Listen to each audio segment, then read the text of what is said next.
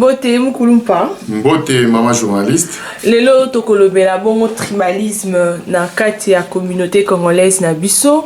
Tomoni ete ba événement salemi mingi ezali kolakisa ete tribalisme ekoti makasi na kati ya communauté na biso par rapport ya ba événement récent. Tomoni batumsu bazalaki pour dialogue, batumsu bazalaki contre dialogue et sali ete bakomi ko beta batangambo yo bazali koyokana te.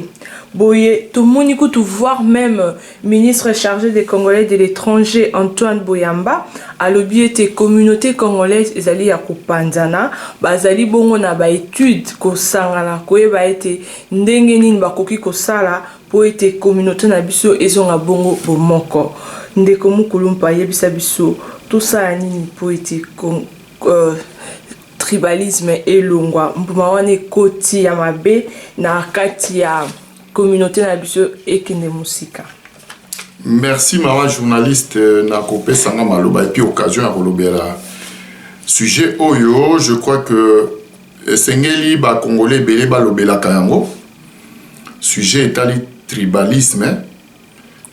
C'est vrai ministre on a yo tangi wana ba benga ke ministre ba congolais de l'étranger na habité na kina sala musala nini na mona ena nutena ba congolais ba étranger bazo fanda to na habité musala na ye. Mais je suis étonné de voir que Azali na contact azolo bazo prétendre que na contact na ba congolais étrangers ba combattants pour que yé ministre wana a aidé à retrouver solution à problème et à tribalisme. Ça m'étonne. Ça sera la première fois qu'il y a l'action pendant pour les Congolais de l'étranger. Et il pense que le fameux tribalisme donc qu'il imagine et na Congolais étrangers. Bon, on est dans l'aventure. Ministre on a vendu na ye aliambongo asala musane côté ba pesa et musala. Atika ba Congolais étrangers tranquille, on ne le reconnaît pas, on ne le connaît pas, on n'a pas mandaté un ministre à l'obéla bisokuna, bisomo tozana munoko pona omi l'obéla bisomo. Et puis bon, pour revenir na likambu ya tribalisme nengo lobio ba comme bato akabwani à cause du tribalisme. Mais maman journaliste, qu'est-ce qu'on appelle tribalisme exactement na milieu ba congolais wana pona bato? Pour parler d'un sujet, il faut le définir d'abord. Et là, on y a un tribalisme dans tout ça. Dans le combat, il dialogue contre dialogue, pour pro-dialogue, anti-dialogue, et comme tribalisme, dialogue, c'est colonie. Ndeko Mukulumpa, yo, ozali pona opesa biyano, nga azotu nande mituna.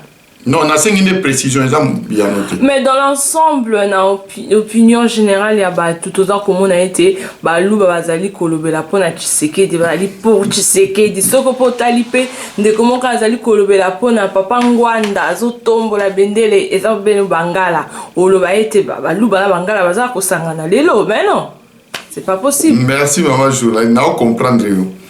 Ouais, bien. Un de mes profs, il a cours, je ne sais plus quel cours, sociologie africaine, na classe, na classe. Quand on a introduit le cours, Kitoko, on a expliqué c'est quoi la sociologie. Mais plutôt que de nous donner ce qu'était la sociologie, définition Nayango, il a commencé par nous dire un truc du genre, voici ce que la sociologie n'est pas. Je lui rends hommage, parce que d'après c'est une bonne construction, j'ai trouvé à Kobandana Kolakisabatu, c'est que le tribalisme n'est pas avant de dire si oui ou non il y a tribalisme et qu'il y a trop de tribalisme. Maman, au moni Congolais locaux la tozaraboye belé, vocabulaire surtout les Quinois, au rôle de mutu a danger. Le mot danger, il faut le comprendre dans le langage quinois, ce n'est pas un mot français du coup. Quand ils disent tribalisme, ça se trouve, et là, on va tribalisme, ils appellent tribalisme. Pour Congolais, la majorité des Congolais belé, ils tombent dans cette facilité, il y a des erreurs, il y a sémantique, il y a langage, il y a la signification. C'est pourquoi nous, on aime bien, c'est du tribalisme. Tu commences par nous dire ce que tu entends toi par tribalisme. Ça se trouve dans la compréhension ambientée. Omoni makambo yo utikoloba awa. Batebele bazolo bayango. Oh, ce qu'on moni mutazo défendre Tshisekedi, bezaka bata côté moko. Eza constat ba ça, ils sont mutazo défendre Tshisekedi mingi ala muluba. So pe mutayo kolobela makambo pareko mingi azali mungala. Voilà. Donc maman, voici maintenant, merci au Pessinga Belemana, voici maintenant à présent, d'après Moukoulumpa, c'est que le tribalisme n'est pas. Soko kuti bangala misato mine mitanu bavandi bazo lobela bazo défendre mongala to bazo kumisa mongala et la tribalisme était forcément c'est pas forcément du tribalisme. Soko kuti baluba mi bale misato mine mitanu bavandi bazolia bazo solana chiluba bazo kumisa Tshisekedi, ce n'est pas forcément du tribalisme. Pour parler du tribalisme, il faut au kota na kati ya muzino oyoka bango soyi baza batu moko bazali ko véhiculer message ya haine tribal contre bikolo mususu, oui ou non. Donc le fait que bangala 3 4 5 ata baza 1000 bazo côté la discours ya Ngwanda ya Pareko pour dire que le Congo est occupé, que Tshisekedi a l'embongo et tout ça, a priori c'est censé ne pas être du tribalisme, c'est de la politique. Donc, tout confondre était Bangala qui sont autour de Ngwanda et qui disent que Tshisekedi, parce qu'il y a un dialogue, donc, à un collabo, ils le font par pur tribalisme, c'est faux. Ou encore, Balouba 50, 1 million, au Baza Sima Tshisekedi va défendre que tout qu'il y a un dialogue, ils le font forcément par tribalisme, non. Omoni Nambo Kanabiso, ndeko nanga moko aza pasteur na Bruxelles akoye balikambo lisolo voisin na biso azalaki commissaire d'état na tango ya Mobutu bazaki soki banome Kengo ye azaki sûr que grâce ya Nendaka azaki pire petit ya Nendaka akozala na kati ya gouvernement azaki muyaka mutu akasongolunda soki ka banome ye bayaka ya kan luka bazaki kouta baye na ozone Bachembonda liboso a lupangu na clôture eza ya okanga mutu wana ebi même pas bango mais bazo sepela kaka po bayoki ke banome ndeko na bango muyaka donc baboyaka baye kobeta mbonda. Ils étaient pas tribalistes. Eza tribalisme était ezaka eloko moko ezaka kati na biso na kosenga yo benga ba psychologue ba sociologue na batu ya ba ethnosoki nini logue soki nini ba expliquer biso mécanisme ya fonctionnement il y a être humain ninge tozalaka au moni jour ba élection ya Obama et Salemaki ba noir rebelle ba sepela tolala kite na France wangana na ebi ba 5h du matin na zola mukapona ke musala na tiki batindela nga ba texto est-ce que élection ici le zoga non ba grand électeur siko tozola 5h du matin beti Obama est-ce qu'elle kito ale kite. J'avais constaté que ba tumwindu ebele bah soutenir quelle élection, ils sont pas racistes. Quelque part, un truc en nous disait, ce type-là, il me ressemble. C'est bien ce qui lui arrive. Donc, tous vivre par procuration, bonheur et abandon comme sous. Donc, ce n'est pas par racisme. Biso bana na biso baza ba métis.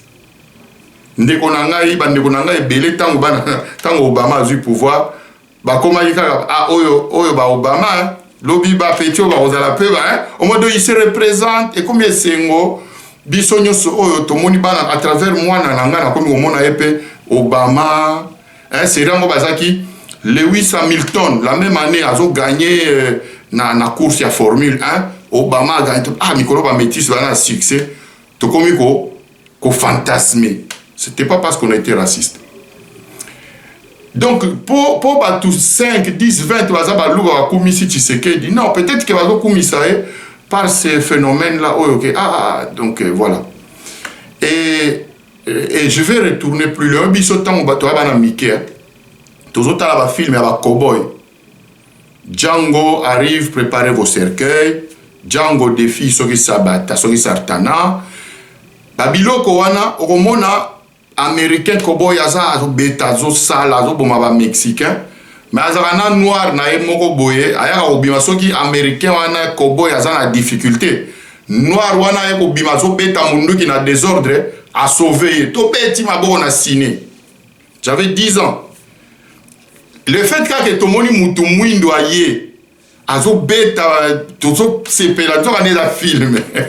Donc maman, moutou à côté na bino moko soki ozo kumisa la tribalisme. Bon, tribalisme ezali ko se manifester ndeni. Ah, donc voilà, si vous voyez bien. Donc, est-ce que vous comprenez ce que le tribalisme n'est pas? Ne komu kulu payano là. Voilà, nazo komatike la ngana développer mouké, ou ezalo kwa court. Omonia. Jour Sydney Poitiers azwa Oscar ya liboso ya mutu mwindo azwa Oscar biso batu mwindo ebele to se reconnaîtra na vraiment donc c'est rien maman ezakaka il y a un truc à nous qui nous fait vivre par procuration via baninga na leke lokwana maintenant na ligne to eta la phénomène moko elekanaka na adhésion ya batu par rapport à un groupe ou par rapport à une association. Il y a des mécanismes d'adhésion à un groupe, d'adhésion à une association, mécanismes d'adhésion à une église, à un parti politique. Il faut se poser ces questions-là. Il faut appeler les sociologues, les psychologues, les anthropologues, quels sont les facteurs déterminants dans un être humain qui font que adhérer à tel parti et non pas à la partie moussous. Par exemple, si vous avez une église, si vous avez Kinshasa, vous avez une église Moussousou, maman journaliste yoza mwana matete, omoni entre matete na lemba na niveau kiimbi, soko zo katisa mwa pont moko ezalaka wana na ebite soki ezala susu. Ozo uta lemba ozo kende matete na droite na yo komona église moko ya munene. Bakoma viens, vois et reste. Église wana ezali église ya Sebezo. Pasteur à l'église Ouana ezali pasteur Paul Diakese aebana pour comme journaliste. Paul Diakese azali pasteur ya Mukongo. So continue l'église Ouana à l'époque, na habité ce qui changea.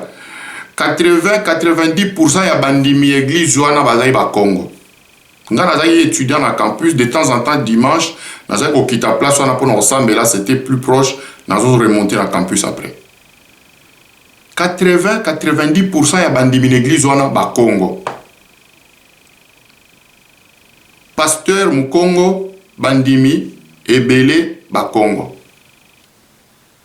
C'est un phénomène, il faut observer. Ce n'est pas du tribalisme.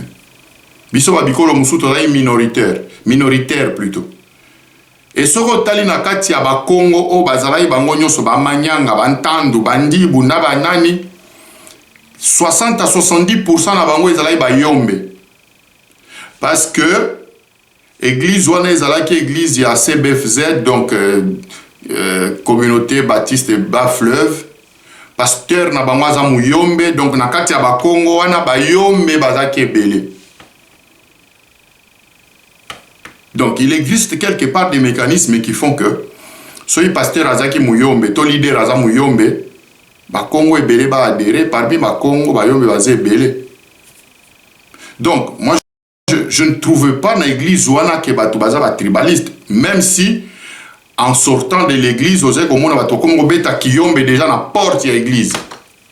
Ngape naza ko pesa bonjour frère, bonjour sœur, bon dimanche na tamboli. Je n'avais aucune raison ya repenser les bango mabe que le roi bazo solana kiyombe baza ba tribaliste, c'est faux.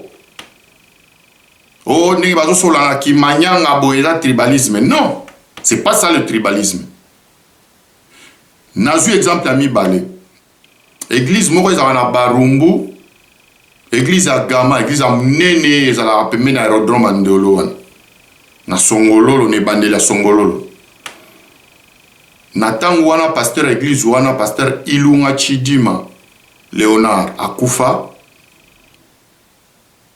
Pasteur à Moulouba, 80-90% ya bandimi baluba. Pourtant Barumbu wana ezali pena commune moko habité na Bamongo, Balobo, na batu oyebika batu bikolo ebele. Mais église ya Gama na kati ya Barumbu plein de baluba, 80-90% parce que pasteur azali Moulouba. Comment ils ont fait pour se retrouver dans le nombre wana? Il y a des mécanismes qui vont nous l'expliquer. Ce n'est pas le Saint-Esprit. Saint-Esprit n'a pas été ba yombe ba kene l'église à pasteur Diakese. Ce n'est pas le Saint-Esprit qui a envoyé Balouba qui est de l'église à Gama. Dans l'église à Gama, dans l'église Moussousou, l'église na Kigo Mawana, et pas le pasteur Nkelani, au Congo.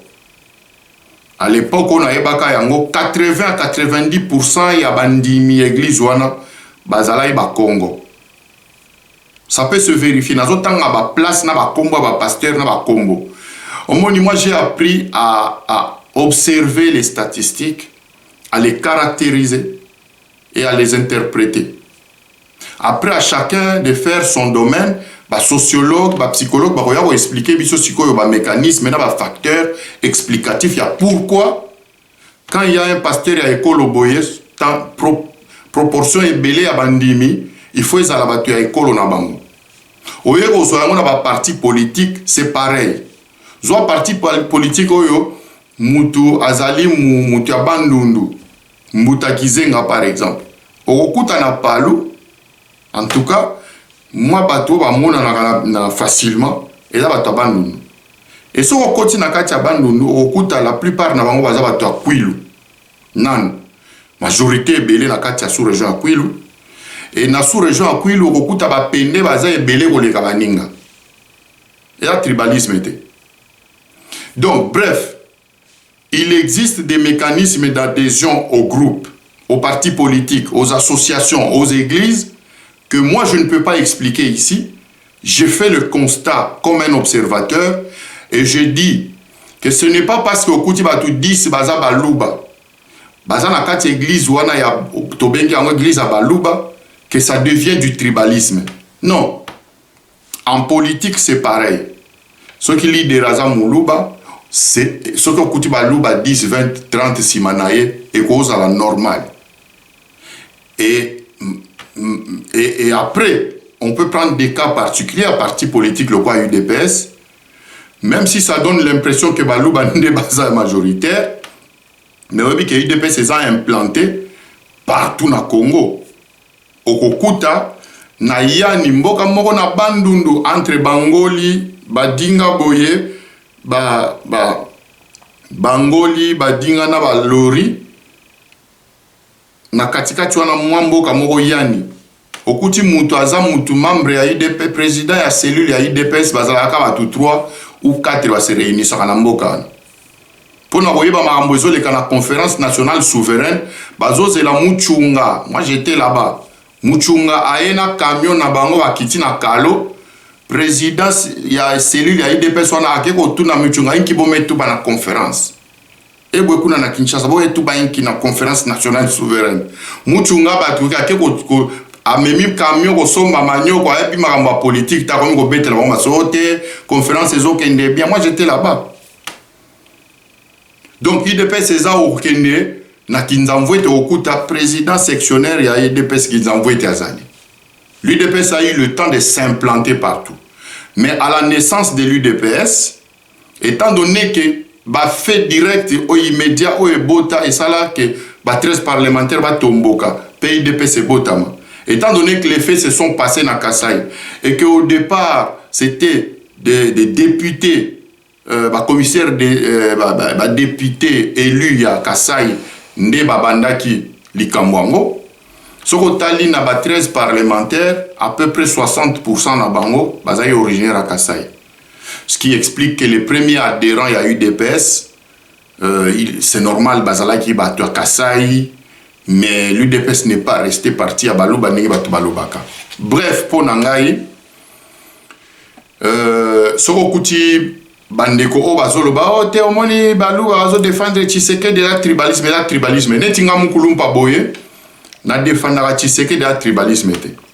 Pourquoi? Parce que nazana antagonisme moko te na bandeko na ngai ya Bangala to ya Bamongo to ya Bakongo ya Bandibu ya Bantandu. Il n'y a aucune animosité na inarabikolo wana te. On peut parler du tribalisme que lorsque na komi mema message ya un tribal, message ya ko ina tribu ya baninga, message ya ko finga ba tribu ya baninga. À partir de là, nde to koyi koloba ke muto yo azali tribaliste to azali ko inciter à la haine tribale. Or ko défendre dialogue ezali inciter mutu moko te na haine tribal, kobo ya dialogue ezali inciter na haine tribal te. Donc première conclusion na ngai, le fait d'adhérer à un parti politique tokeseni ne veut pas dire que le tribalisme est allé. Et le tribalisme dont on parle, na minoko lelo ya bato ebele, ba komi ko utiliser comme alibi pour attaquer les gens, pour se défendre contre un truc, ba attaquer bango ba ni ba défendre. Mais tala na Congo mamana na monate ba beti mulu ba moko na yakoma azole kana balabala yakoma ba betie par le simple fait kaza muluba. Na mona yango te na yokate peut-être salima me na yokate. Na yokana nteke bakangi mungwandi moko na Kasai na Mbujima yo balengela bakushinta diminu ba beti mutu kaka par le simple fait kaza mungala. Même à l'époque où on s'opposait na Mobutu, à l'époque où baluba ya Mbujima inakana nga baboya kolia mbongo ya Mobutu batikala na zone monétaire na bango. Ba garde civile ba beti masasi ba mama bandimi ko kufa na période wana ya radicalisme makasi. Batikala ko beta mungala moko te na balabala oyo zande kwa Mobutu jamais. Donc le tribalisme bazoko c'est la batu lelo eza politique, manipulation à politique. Et qu'est-ce que la politique est capable de faire? La politique est capable de te dire à toi que je suis ton pire ennemi. Ndenge to vandi to sa l'émission boko zo appelle machete au papingai. C'est ce qu'on a dit aux Hutu et aux Tutsi, babomana. C'est ce qu'on a dit aux Katangé par Kyungu et Ngunza, bazwa machete baboma bandeko na bango bakasaya. C'est ce qu'on a dit à, je sais pas, c'est de la politique.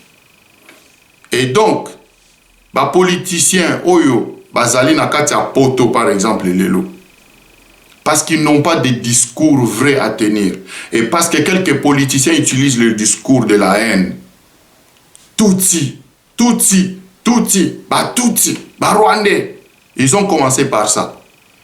Lorsque vous dites Tutsi, Tutsi, ba Tutsi, ba Zabatu, et ça c'est de la xénophobie, ça c'est du racisme. Ça, c'est de la ségrégation aux olo na nakati ya mitema ya batu. Donc, aux banaliser le langage ya haine, aux komisango langage normal. Et puis, aux loba, dans sa général de Gaulle, dans sa kotisangande na telemisi batu.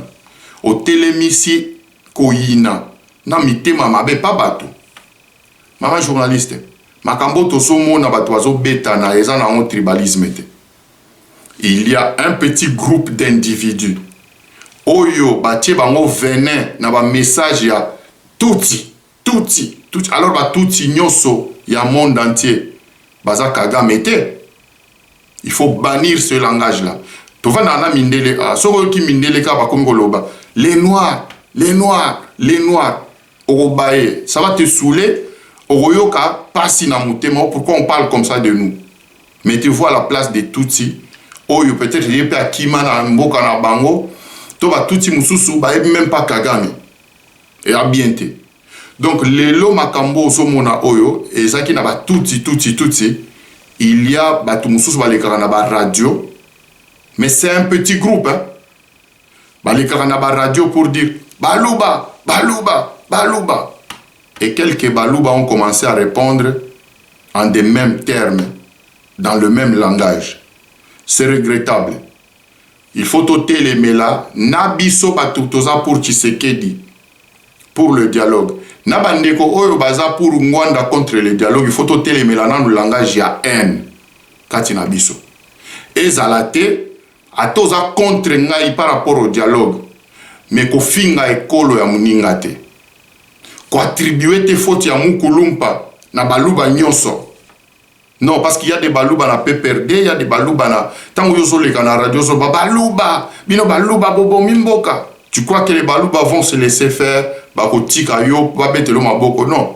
Malamo est comme opposition. Et comme nous sommes, n'est na uti kolo baba nombre belé devant ba leader peut-être ya bikolo na bisope, et au bimanami soit batondire, balouba na bangala bazo bunda. Bazo eza tribalisme. Or eza tribalisme te eza buzo baya. Moutazo qui sa message à Bouzoba par rapport à makamba politique en mal de succès batoyo que la raïbe message n'a été pour discréditer Mouninga comme ko funda et kolonae. Donc maman journaliste makambo ebele autosolo bakeza tribalisme eza na tribalisme était. Et puis il n'est pas interdit na baluba baza le belé sima ya muluba. Tout puissant au jazz maman. Eza ki orchestre plein de ba Congo. Osoka ba benga yango orchestre mo tribal.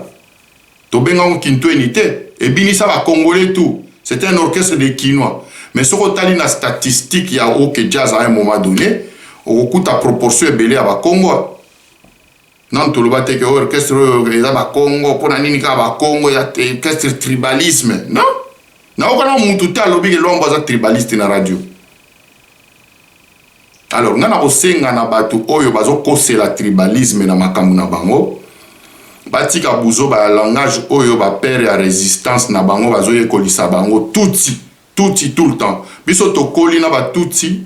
Na Lubumbashi wana ba muikira ba voisin na biso bakoko na bango bayaka na 1920 kotonga mboka na Lubumba ya Katanga essor économique bango pe ba contribuer bon bakoli na mboka na biso babalani baboti na mboka na biso makambo Kagame etali bango te yo komi ko finga tout le temps ekolo baninga ba tutsi c'est du racisme. Moi j'aime pas ce langage là, il faut tout bannir yango na minoko na biso. Et ainsi donc tout ça la première pas vers lutte contre le loko bazo loba division ekoti tribalisme ekoti bonabo non nana sengi na baluba kuto ebele boko tabo soutenir Tshisekedi déjà tribalisme était banga le belé pe bo soutenir po Tshisekedi a soutenir na monde entier na bikolo tout Tshisekedi na loba na yo na émission moko ke oko kende ba image ezali oko kende na elelo na ya komo vandisi kuna ba obetele maboko okuta bato Tshisekedi na yakoma et la tribalisme était tout comme bato ngwanda mususu pe baza na Kasai wana ezaka bato bazolinga bakotisa ke bikolo mibale et des illettrés oyo baza na poto ayebi même pas signification ya tribalisme wana eza tribalisme et la tribal yo yebi définition ya tribalisme ignare Innocent Moué ba Tintin. C'est pas du tribalisme. Binonde boza ba tribo, bozo finga ekolo ya muninga. Muluba moko asali boyo komo finga baluba to baluba da boy na boy. Mambo ekolo ekotindeni. Je vais citer mutu lokola Gabriel Mokia. Il se dit leader ce mec là. Pour moi la médiocrité à batu, un type comme ça d'abord au soyo kaninga loba, soka zo ba français, bandinga rikuto yo ya zandu balba moi bien. Mais après, alors, il prétend devenir président de la République démocratique du Congo, Mutuwana Mokia. Bazu vidéo na yeso il va salir au montage à lobby. Ce sont les Louba qui ont fait le montage. Tu vois déjà le langage. Quelle enquête il y a sali et pourquoi il attribue ça à Kimuluba. Soko yebi mutu a monté vidéo na yo au Kolo Bayango. Donc maman, bref, combat et kabwani na pona politique.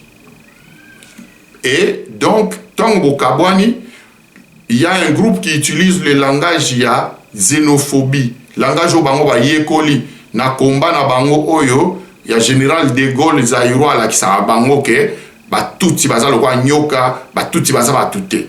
Moi je ne peux pas parler ce langage là. Je crois que tout Tshisekediste vrai de son nom n'a pas le droit d'utiliser le mot des phrases o ezali na venin na kati et uti na se amai na banyoka de reptiles de toute race pour na oya ko lakisa na biso que tout yaza mabe muluba za mabe mungala za mabe. Voilà. Donc pour nangai le tribalisme qu'on chante les lots, il faut faire attention, il y a du tribalisme quelque part hein, mais ce n'est pas ce qu'on croit. Merci Ndeko Moukoulompa.